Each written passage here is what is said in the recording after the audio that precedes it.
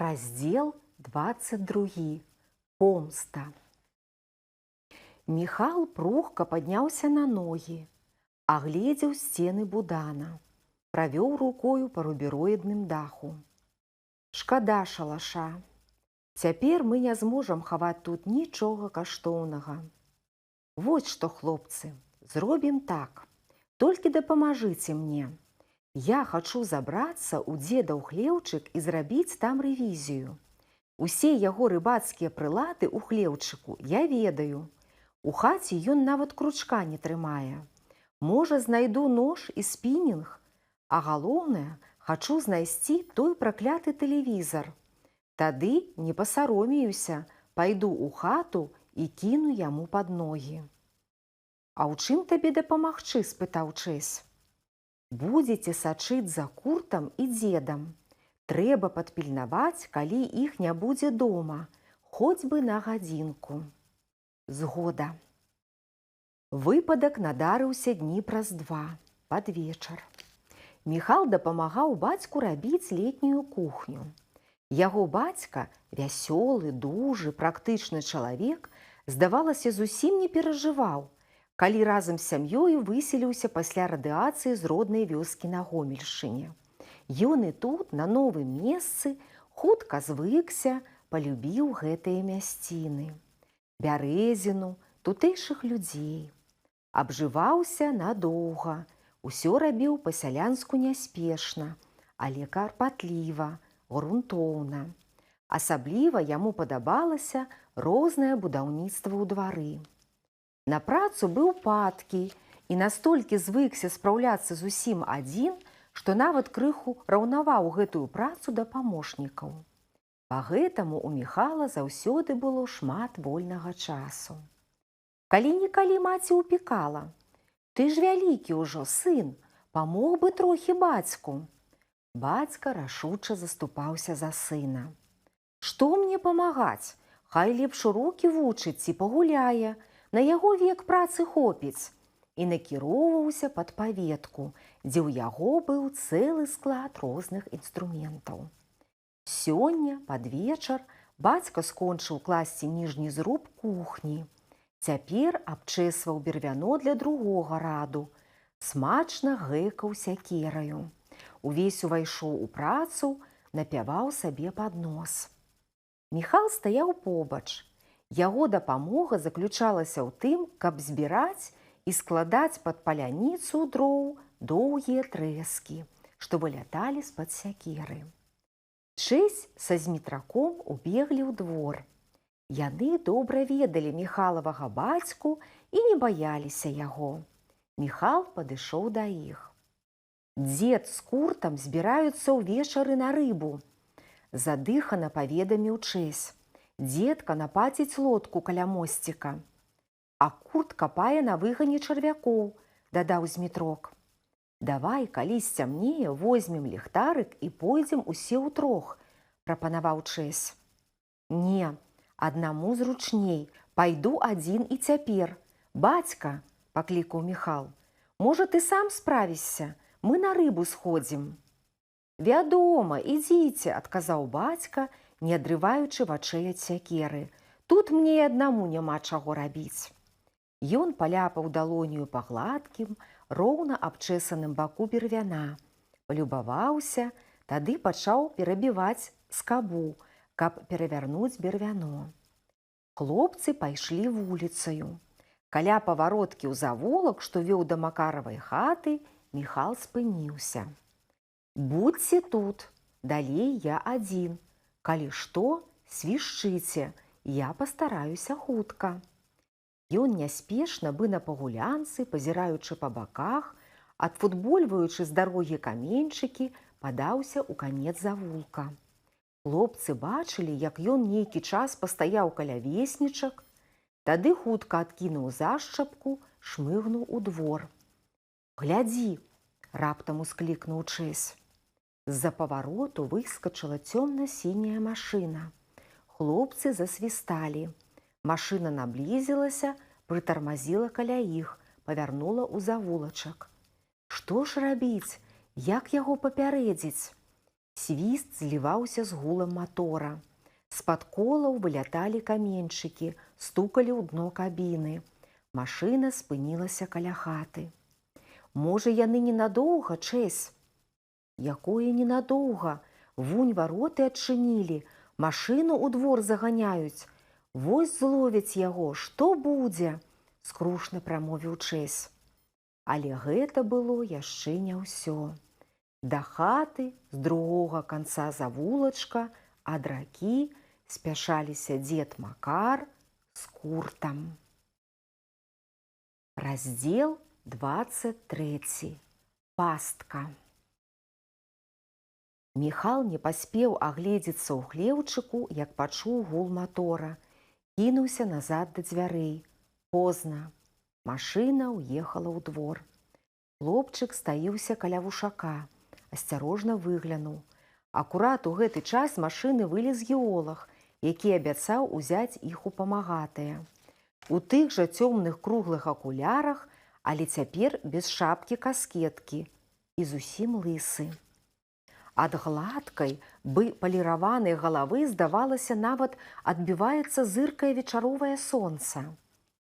Адзін Сева, другі лысы, імгненна ўсплылі ў памяці Аксаніны словы. Ехалі за намі да самых паплавоў. Як жа яны раней не здагадаліся? Геолагі. Усё нешта шукаюць. Пыталіся, чые соткі каля помніка. А Чэсь талер знайшоў на тым месцы. Сева, высокі ў джынсах і белай кашулі, пакратаў замок на дзвярах хаты.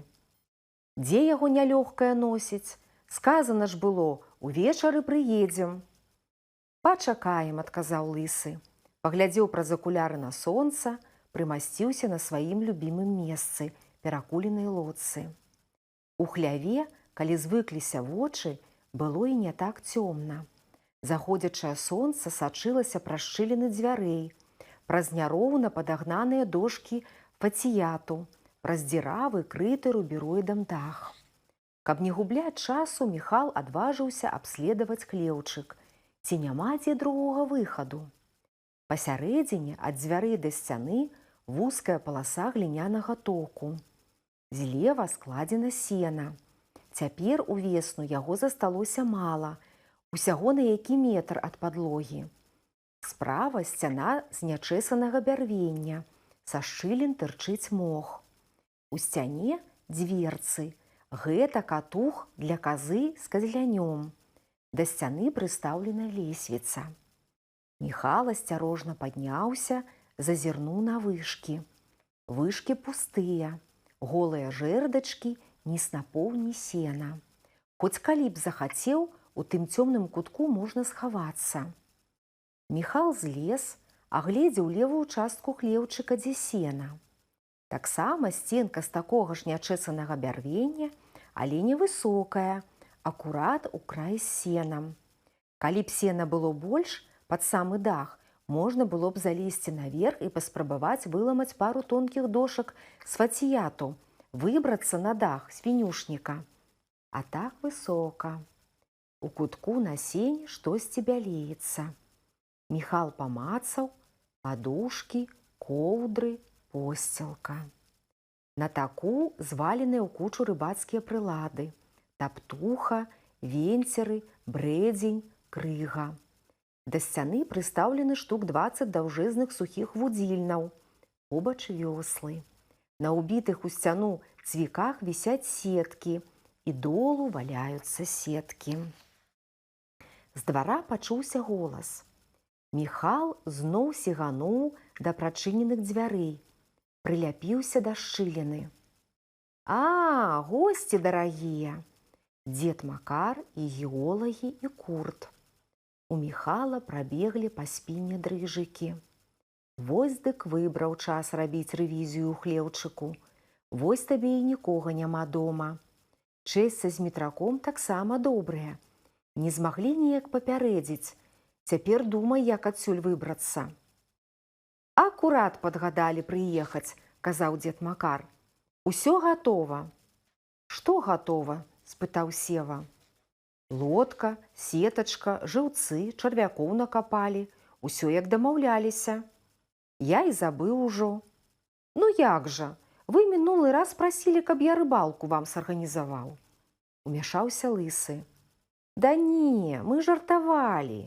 Не да рыбкі цяпер, работы многа. Заўтра ўставаць з раніцы. Начаваць у мяне будзеце? Будзем. Вось дык патрапіў. Што ж рабіць? Няўжо яны так і будуць тырчэць тут, у двары да самай ночы? Няўжо не зойдуць у хату хоць бы павячэраць? Міхал ліхаманкава абдумваў, як быць. Нават калі яны зойдуць у хату, з вокон праглядаецца ўвесь двор. Яго, Міхала, калі ён паспрабуе толькі высунуцца з хлява, адразу ўбачаць і пазнаюць. Значыць, трэба дачакацца прыцемкаў. Нядоўга засталося. Сонца хутка сядзе. У хлеўчыку ўжо цёмна. Каля веснічак замэкала каза, прасілася ў двор. «Вова, загані!» Міхал замітусіўся. Ток увесь адкрыты. Перш падскочыў да лесвіцы, што вяла на гарышча. Тады перадумаў, палез на сена, дзе была пасцель геолагаў. Курт ляснуў зашчапкой, прыкрыкнуў на коз. Загнаўшы чамусьці, пастаяў яшчэ, бы прыслухоўваўся да нечага. Тады выйшаў. Праз секунду Міхал ужо стаяў на сваім назіральным пункце каля дзвярэй. «Дзед, а чаму дзверы ў хлеўчык былі адчыненыя?» – гукнуў Курт. Дзед Макар з Севам заходзілі ў хату. Дзед прыпыніўся. «Мо ты сам і не зачыніў?» «Зачыняў, я помню». «Дык што, злодзеі залезлі?» – засмяяўся дзед. «Што там браць? Ну ідзі глянь, ці ўсё на месцы». «Ах, каб цябе! Ізноў трэба хавацца. Толькі не ў куток, гэты праныра ўсё разгледзіць. На вышкі позна, ды і таксама небяспечна». Праз край ніжняй сценкі звешвалася сена, амаль да самага таку. Нядоўга думаючы, Міхал апусціўся на карачкі, падпоўз пад сена, лёг, стаіўся, як мыш. Але Курт чамусьці не пайшоў правяраць. Магчыма, адчуваў штось і проста спалохаўся. Набрацца нахабства і выйсці зараз да іх, думаў Міхал. Скажуць, злодзей, мала таго, што тэлевізар украў, дык яшчэ па чужых хлявах лазіць. Як потым хлопцам расказваць? Спалохаўся, не вытрымаў. Не, трэба цярпець, ляжаць тут хоць да раніцы. І не проста ляжаць, а слухаць. Калі яшчэ такі выпадак надарыцца? Аднак да дзвярэй падыходзіць больш не адважыўся. Падцягнуў кучу старых сетак, падмасціў пад сябе. Хоць мулкавата, але ўсё зручней, не на голым халодным таку. З двара пацягнула цыгарэтным дымам. «Ну, што ў тваіх сяброў новенькага?» – данёсся голас лысага. Аказваецца, і тут някепска чуваць, і да дзвярэй падыходзіць не трэба. Ці знайшлі скарб? Курт ільсціва захіхікаў. Не, калі б знайшлі, у сшытак запісалі б. Вось гад, шпіён, мала таго, што сам чытае, дык яшчэ даносіць зусім чужым людзям. Добра хапіла розуму не запісаць, што ў нас ёсць 2 манеты. А цяпер няхай шукаюць. Са зларадствам і пра Курта, і пра геолагаў думаў Міхал. Яны не скарб, а нейкую бяросту шукаюць. Напісалі, знайсці яе можна ў школьным музеі або ў горадзе ў краязнаўчым.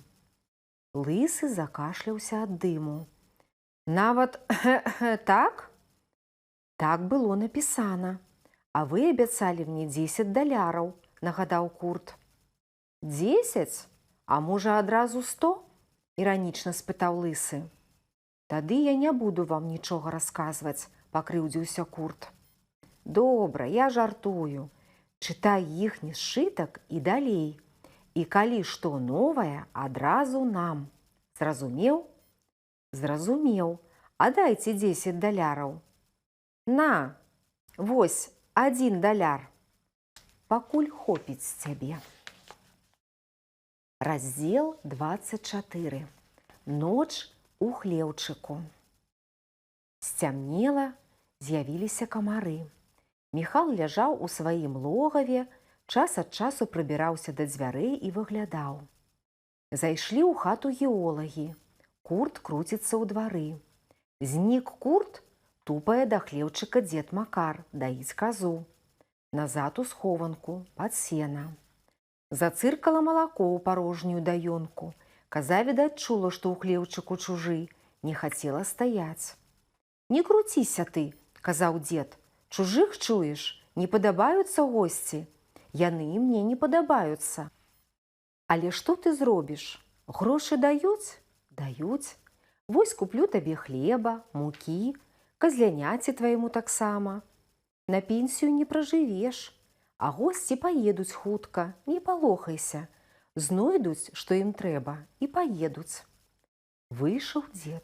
І зноў крокі, на гэты раз геолагі. Пачалі слаць пасцелі. Уключылі ліхтарык. У хляве пасвятлела. Міхал напружыўся. У любы момант ён гатовы быў кінуцца ў прачыненыя дзверы, туды, у цемру, дзе двор і свабода. Пачуўся пляскат далоні па шчацэ. «Камарэча праклятая, спаць не дадуць». Міхал угадаў голас Севы. «Ідзі ў машыну», – азваўся лысы. «Не, тут хоць выцягнуцца можна, перабудзем як-небудзь». «Я не наеўся», – сказаў лысы.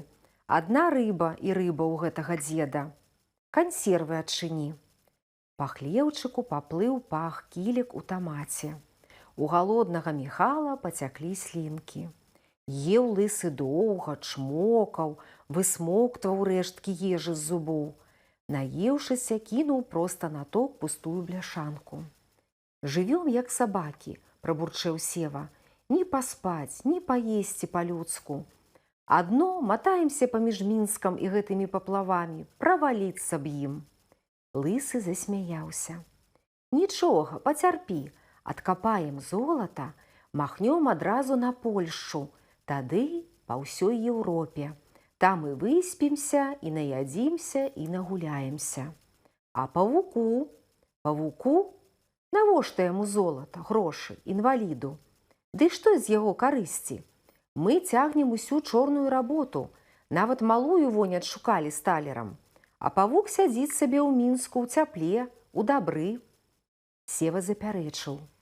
«Не скажы, ён нябось больш за нас разбіраецца ва ўсёй гэтай справе. Разумны шэльма».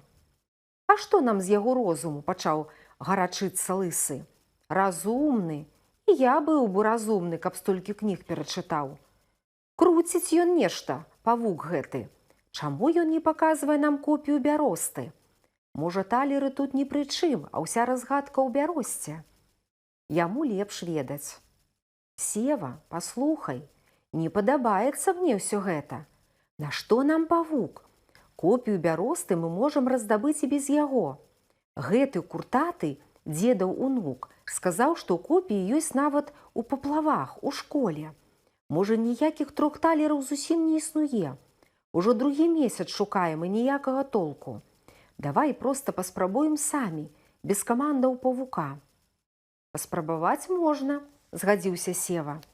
«І яшчэ, давай пакуль не казаць павуку пра малую з талерам. Дастанем бяросту, з'ездзім у Мінск, знойдзем малую». «Гэта ж яны пра Аксану», – здрыгануўся Міхал у сваёй схованцы. «А як ты яе знойдзеш, малую гэтую?» «Лёгка, праз дзеда. Ён ведае яе бабулю. Сходзіць, папросіць адрас». «Малая, яна шустрая», – сказаў Сева. «А калі не захоча аддаць?» «Перш паспрабуем дабром. Ветліва папросім, прапануем грошы. Не атрымаецца? Што ж, тым горш для яе». Пачакай», – устрывожыўся Сева. «Такой дамовы не было». «Не бойся, я сам раздабуду гэты талер», – сказаў лысы. Міхал баяўся нават паварушыцца. Сетка намуляла бок, камары абкусалі твар, рукі, плечы. Калі яны ўжо нагаворацца, захочуць спаць. А што з падшыванцамі рабіць? Спытаў раптам Сева і засмяяўся. Можа, сапраўды ўзяць іх у памагатыя? Канкурэнты таксама золата шукаюць. Вось няхай самі і шукаюць. Нам жа лепш, нашую работу робяць.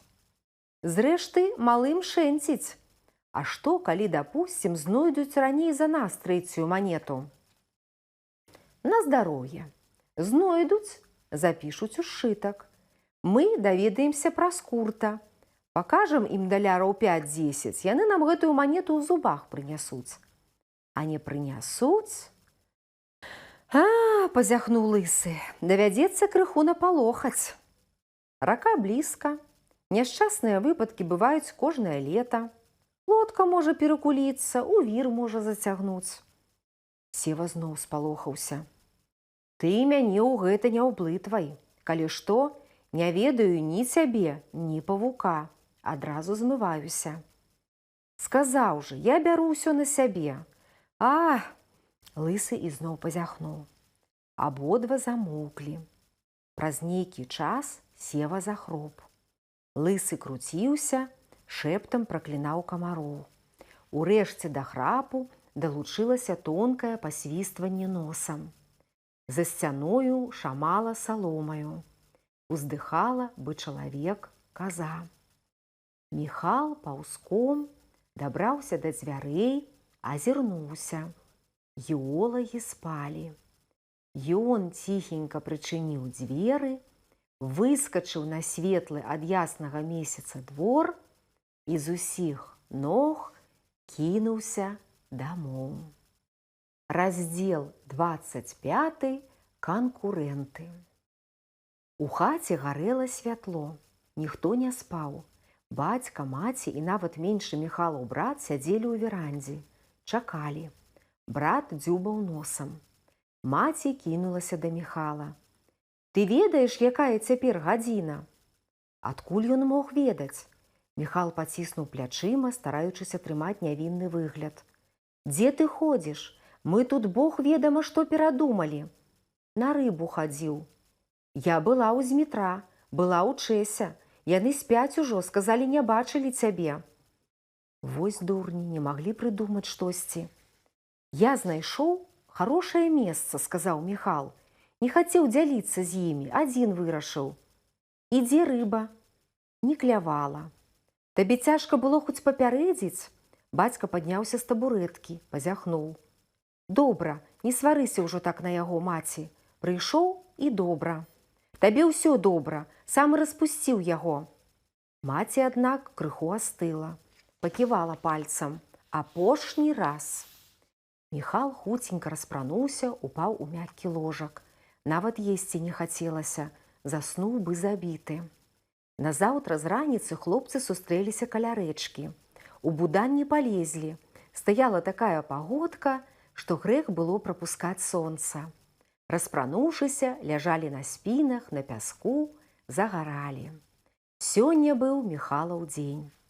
Тады Сева пытае, расказваў ён, міжволі перабольшваючы небяспеку, якая ўчора вісела над ім. А з падшыванцамі што рабіць? А Лысы дастае нож. Вялікі такі нож, з бліскучым лязом, доўгім, вострым.